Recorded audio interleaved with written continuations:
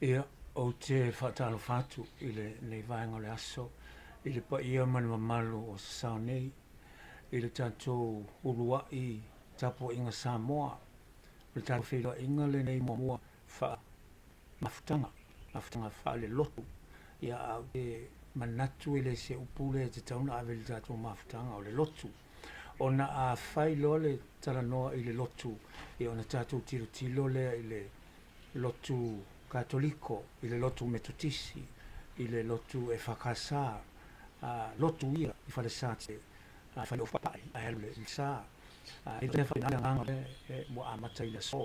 O le so, o le aso mua le nei, o le sauninga mua le nei, a le tapo inga Samoa. E whaavae mai lunga o le tātou mafutanga, i lunga o le Tagaloa tradition, po o lunga o le Faasinomaga a Tagaloa-A-Lagi. E whaatalo whātuai a te uto uma o mata mai, mai mo mai, le tātou sauninga i le nei sa mua le nei, tapo inga Samoa.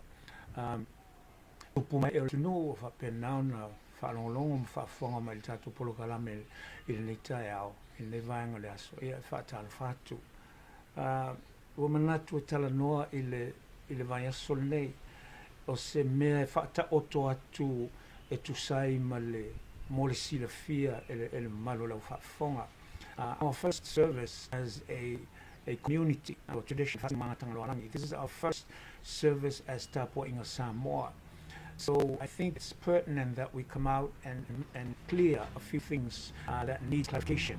O le lau na la tala noe le aso le kuma, le ingo le tatuma, le ingo maftanga o le Tagaloa-A-Lagi. A Faasinomaga, Faasinomaga, o na lua o le atala noa i le ingoa po o le suafa o le atua o Samoa ai le i taunu umai papalangi ma le o misionale o le atua Samoa o Tagaloa-A-Lagi. Se i tātou vaai e sila ma o tilo i le ingoa po o fea sa wa i le ingoa Tagaloa-A-Lagi. A le nei tae ao ma le launga le tae ao le nei o le manatu au tu o le launga. Sui le whainga o mea ai awal sui le Faavae. Sui le whainga o mea ai awal sui le Faavae. Change the implementation, change the execution of things. But the foundation, the core of it, our ancestors are saying, don't touch that. This is, later on as we go through the sermon this morning, you will see the special Samoan brand of ancient spiritual wisdom of our ancestors embedded in these proverbial sayings. Sui le whainga mea ai awari sui le Faavae. E pei o le ala na o le whaingoa tātou mafutanga i le Tagaloa tradition. Tagaloa tradition. Ona o traditions, tusa o tū maanga ia a se atunu. O tū maanga ia ani tangata. These are the ways of lives of a particular people. These are the ways of lives of a particular race of people.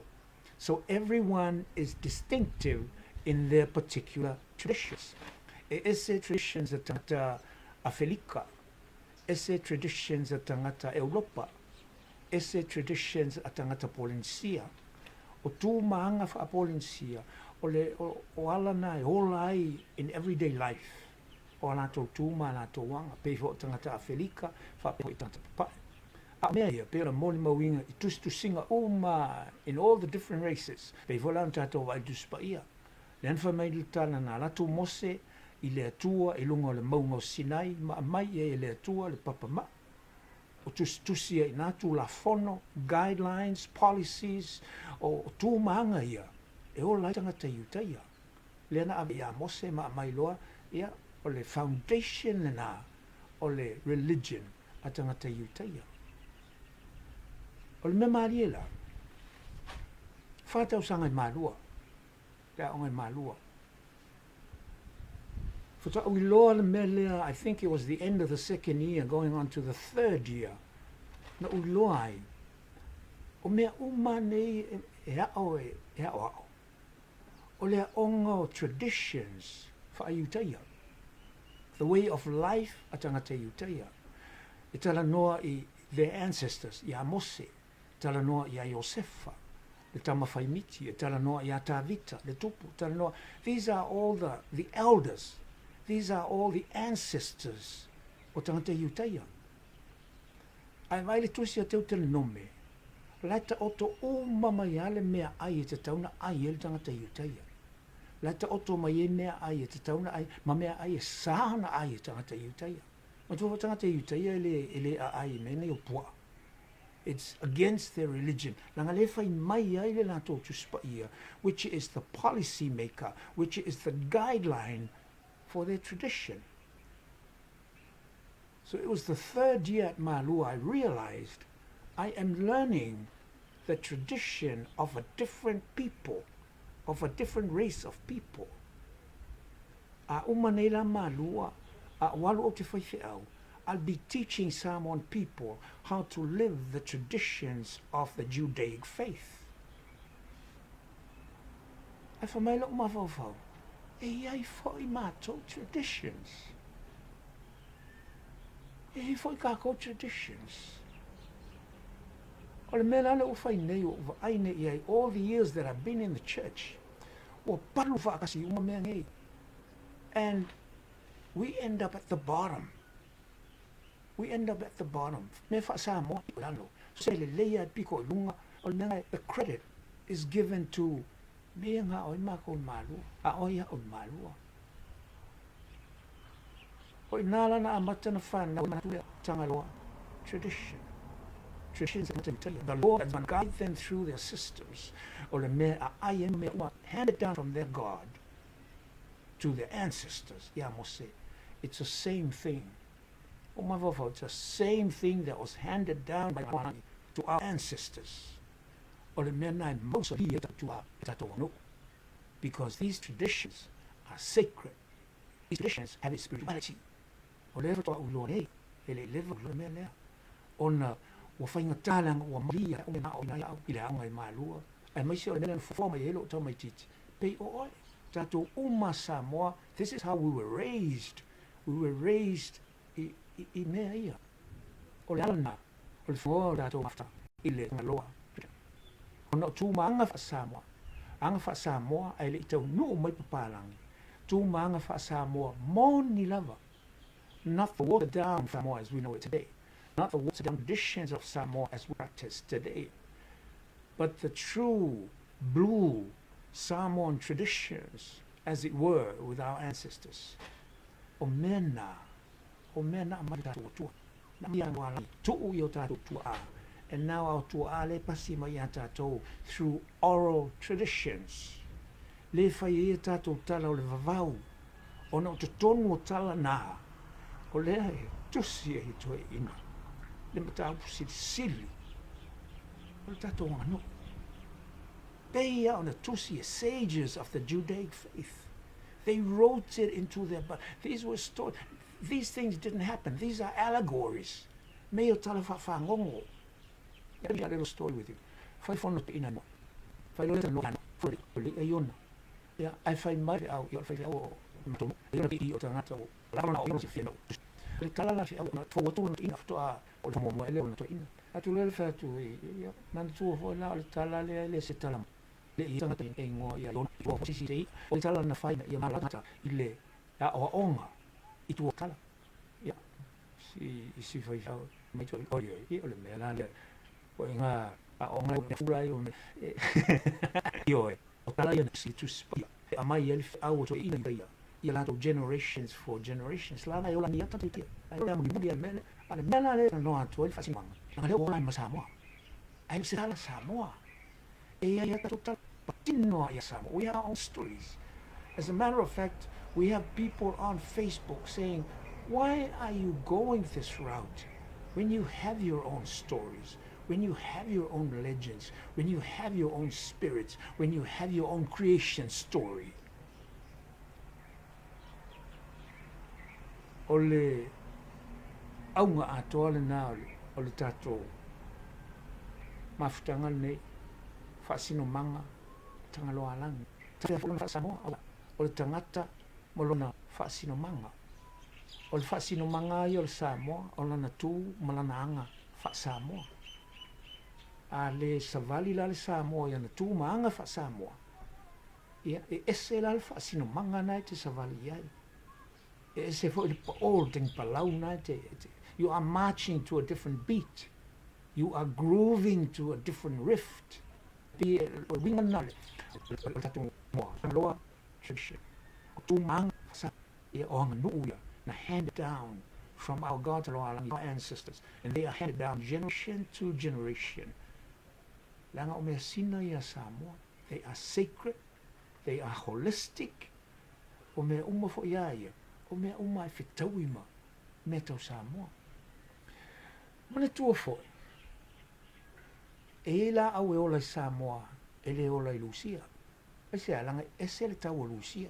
O Lucia e tau e wha. O le winter, o le summer, o le fall, ma le spring. Samoa, ka tasi ia. Ioe. E se foi la mea e ola i lau whanua o nuu ia. Mai mea e ola i tatou lau whanua.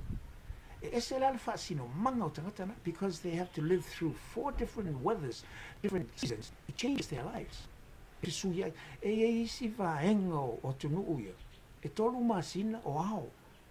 Tolu masina o pō. E sui atoa e la lo style of living i situations whapea. E le mawhaila na mai le Faasinomaga o le mea lena. E ola i tangata o le ola i nei le mea lea. E le mawhai fo ina watu le Faasinomaga o le mea e summer 12 months of the year. Ona ave whai me Faasinomaga o tangata lai 4 seasons e ola i o.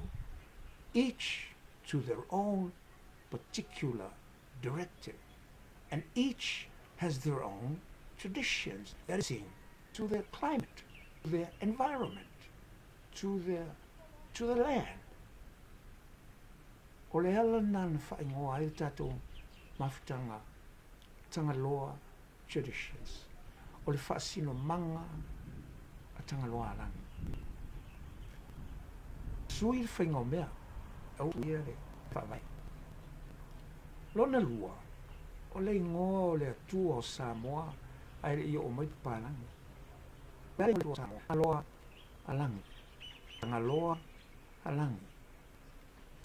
I le whaauinga ina i le whailaunga. Tagaloa o lona winga tanga. Tanga o lona winga o leise mea o toi whaasa. Ua tanga uma mea uma. Nothing is prohibited anymore. Everything is open and everything is out there for everybody. Tanga. Loa means now. So loe, come and go now to get this thing. Loa lona winga taimini nei. Lana le winga le ngoa Tagaloa. I le vai al whailaunga. O le suafa o le tātou tua, o le tau mai i a tātou. Ana tangata anu. Ua tanga i le taimini nei. Ua tanga i le taimini nei. Tanga i le taimini nei lea. Le langi. Mana tua o langi. Le o ina i tātou whaatali lo tau i e maua i le langi. Whaatali le ola e whaavau i le langi. Me o mai whaatali si o i le langi. Me ena o ina i tātou. Le fo i ola i le toa tele o tātou soi fua ai. Ma fai fua me i te ua le maua le mele lunga le langi. A le wha mai le atua o Samoa, Tagaloa-A-Lagi, means nothing's prohibited anymore. There is no stop to anything. Everything is open. Everything is for you for taking. Mea umena lea o inai o e maua pea e oti e alu le langi. Le o fai mai le tātua tua. Ai. E le se me fai na i Faasinomaga Tagaloa-A-Lagi. O le Faasinomaga Tagaloa-A-Lagi. It's heaven on earth. Let me say that again. O le Faasinomaga Tagaloa-A-Lagi. It's heaven on earth. E ne o lai tau. Ana e se me na o ina i tau. E le lotu lena o mai mamisio lai. O le Faasinomaga le o tātou. O le ingoa, le winga na le ingoa, Tagaloa-A-Lagi. Tanga, loa i le taimine, le langi. It means live your heaven right here on earth. But the question is, are we living our heaven on earth? Samoa le isia tunu pito I maualunga le lalangi o na whaingumela o tangata I maualmele o na maisuka. You know it, and I know it. It's not something that I'm making up. No, these are facts. Samoa le isia tunu I maualunga le whaingumela o na tangata le maisuka. A tato ai o tato Tua'a. Tua tele na ola soifua tai se lau tau sama. O le isi mea o fofongia ia lātou. E mali liu ane o tai se lau mo tau sama. A toa o to oloa. A peni na le I o ma, e mai whafuma I tini. Aisa, o lātou tau mafa. O le mewhe o maulunga e le suka o na watato tau mafa.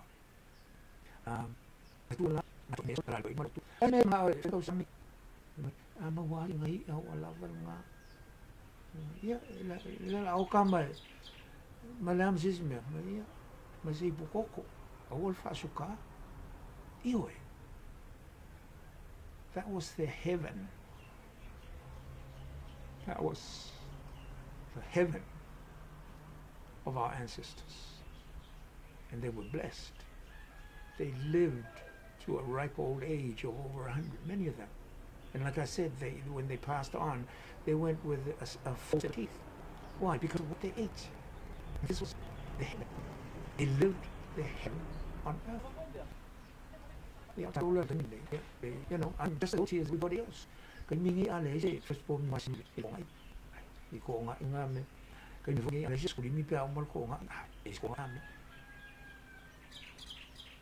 a different heaven. We have a different heaven than the heaven our ancestors lived in. And that's why they were blessed. And they lived for so many years. And that's why we're struggling and having one of the highest rates of diabetes in the world.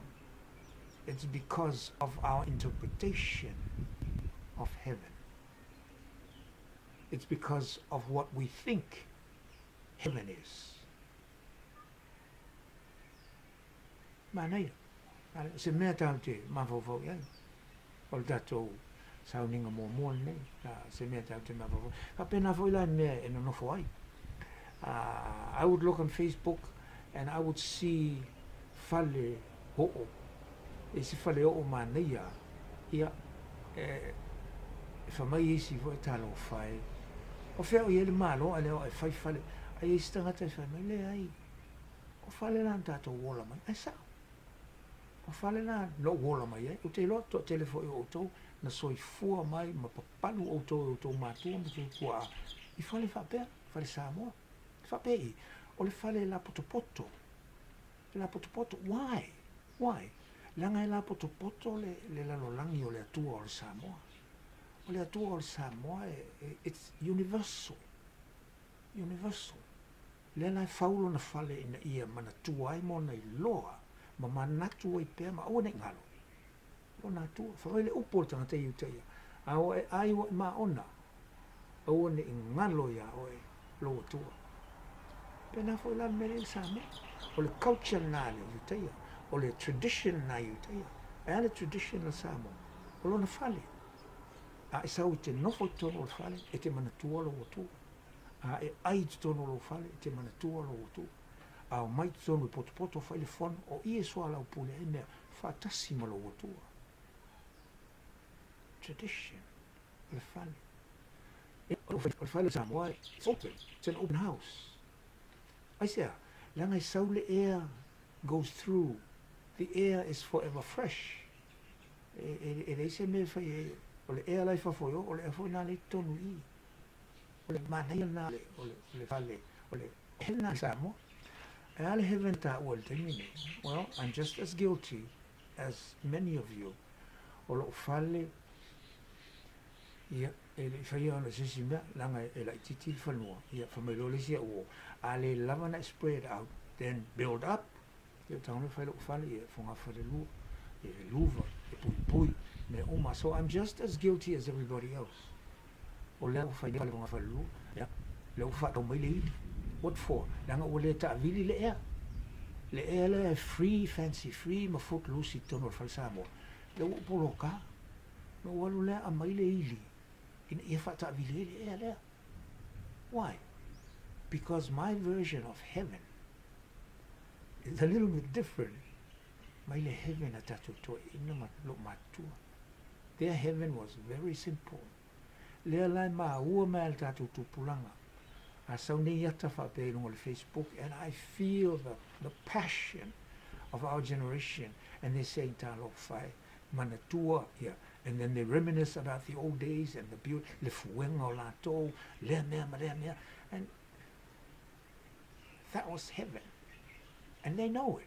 That's why they say, talo whai, never forget the old days. Why? Because that was the real heaven. Tu sabo la no for New Zealand, or no for tono family, air condition, everything. But somewhere along the line, in the back mind, this is good. It's different. That is awesome. And it's great. Life for you all in Memale, I reminisce before my talo whai. Because o le heaven le al Samoa. Le heaven le al Samoa. Tagaloa-A-Lagi. Tagaloa-A-Lagi. Sui le whaingo mea. Ai awa le suia le Faavae. Ai fola le whaingo le whale. Whale parang. Ai whanga whale tō. Ia la ele le Faavae. Ai whale whanga whale sifo. Ona e atili le whale. Ia loto atili le Faavae. A te le mamao lunga le mele. A sui le melo. Sui fo i mal whale. Sui toi mal whale. O le mea a whai la le skyscraper. Pe se lau mo tupu i story building. To teach you se lau mo tupu. The further up you go, the deeper they dig down to the foundation. Io le Faavae. Le mea le whai to ina. Ano ai. Yo ina whamai isi tangata ele o se mea. Whamai ia o onga. O so le. Ia tato vai to ina ia. To e whanai e tūrua. E ola tato e tūrua. E mea ole mea i Maria. No. O le tūrua. No. O tato e tūtangata. No e tū. Tua'a. They have a God side. They humans. A tato ina. Ia a whaia. O whauwha. Io e. Kako. Too human. Hardly any godly side to us. Tua'a. Le sa wele upu le. La wele wele upu. Sui whaingo mea. Ai au te lo te al Faavae. To ina yele i o se aonga. To ina yele i o ese. They never left this rock of Samoa. They never left the island of Samoa. To ina sui whaingo mea. Ai au te lo te al Faavae. Ia te le tau whai atu. Te le tau whaamatala atu. Te le tau whaamanatu atu. Le ve singa na ve vesi ai nei whainga palota. Whaalongo atu I whafo. I le mai a, ma le mano a mai o tangata Samoa I whafo. And I don't blame them. Nanga mo tilo mai, o sui le Faavae. O le swingo le Faavae o tātou, pe o swingo le toilet paper, se tu lou lau whaafonga Samoa. Lo mutu ma le afi. Pe o le swingo le aingo, le swingo le Faavae o Samoa. Ua le o, lau whamea o toi ina I le ilose mea. Pa o le swingo le Faavae, pe suia ne le mea. Ai sea, langa I ele mea lai mana o whaofi atu tonu. Ele mea mana o, lai loka mai e le Faavae. Lai mana o watu tonu. Le mea tonu ale na whai mei to ina I ele o se aonga. Sui whatinonga o mea. Ai oi ke kango le Faavae. We don't have to reinvent the wheel. Just look at our neighbors. Look at Hawaii and how they're struggling to get their land back. Lau whai mai nei risi o te ilea na komini mai whai mai. Lau o I loa tangata Hawaii tau tala wha Hawaii. But they didn't have to lose it. They didn't have to lose their land. Ape nā fo e tātou cousins in New Zealand o Maoli. Mana ia na to fight, they're slowly getting it all back. But they didn't have to. And that's a weak call for us. Mana me o tātou tanga sui vai. I hofi me tu so. Ma lepe e tātou whanua whaeanga no. Ana tonu ana le whaina te ina vālea. Sui whainga mea. ai au le suia le Faavae. Mea tonu ale. Lena tau fituli solo ai, sui. Pili e tolu iana, whaatele a iana, whaasaui. Ma pāsia, ma mea uma whapena.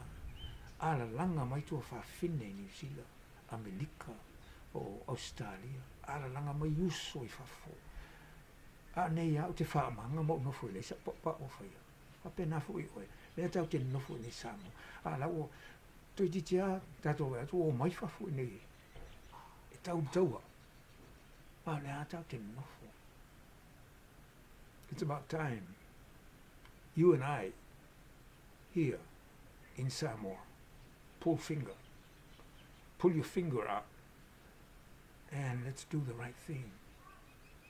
Not only is it the right thing by our ancestors, but it's the right thing by our unborn generations.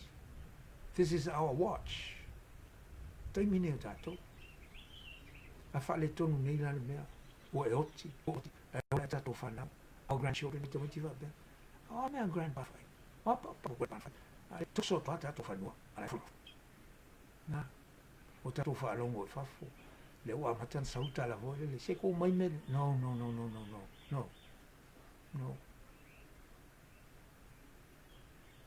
Sui il whaingo mea. Ai au le sui il Faavae. Ua la unga whai whiau.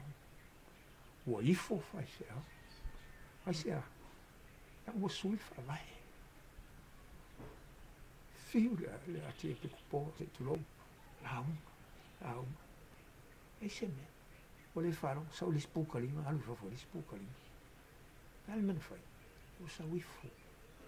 So le. Tu e whea nei mea. Ele ngata o mea whale tua. A o mea wha o tātou Tua'a. Mea sina Samoa. And this is our watch. It's not set up. Ia, o le tātou samana, ia sa, pawhteke te uto, o na whaia nei teimi nei. Wa lea la ale to polo kala me lungo le Facebook. Be up there for the next 24 hours. So if you have family and friends you want to share this with, then contact them and have them come visit within the next 24 hours, because after that we're going to take it down. And whaftai, na whio mai, su mai, tala mai a au, tātou nuti mea whatasi nei, laenga o le aso, le nei sa, ai, taka mafuta, e sa o lumana. Whai wina tātou matanga, whakara, ilo tupu. Sisi ke sewa oe, aloha langu, oe o le atua, soifua, Samoa.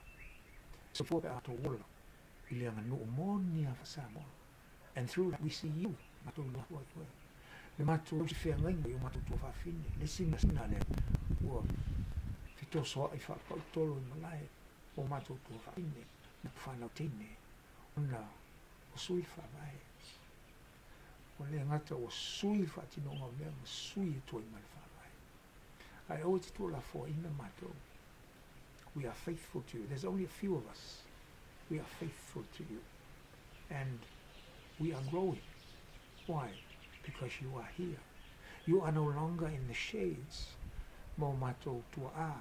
O lo whaatalitali mai i le paoro. Si lai po whewhai i ene ne. E iei al matou talitunga. Your hand is in this change. Ia mulimuta, ia matou Samoa o mai le ngata i Samoa nei, ai whapena Samoa i tunu i whafo. Lo alofa mai i a inga i Samoa nei. New Zealand, Samoa New Zealand, Australia, Samoa Lika, Samoa le luni atua. I pena nei lo alofa. O la mai le alofa. Is o lo Faasinomaga lea, mo matou. Ma ia whapea alofa. Soifua. Ma ia manuia.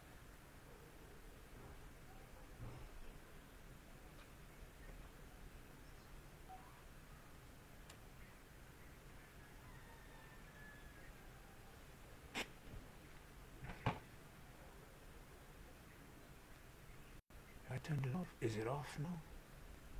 God, I'm pretty sure it is. Okay. I hope this was on because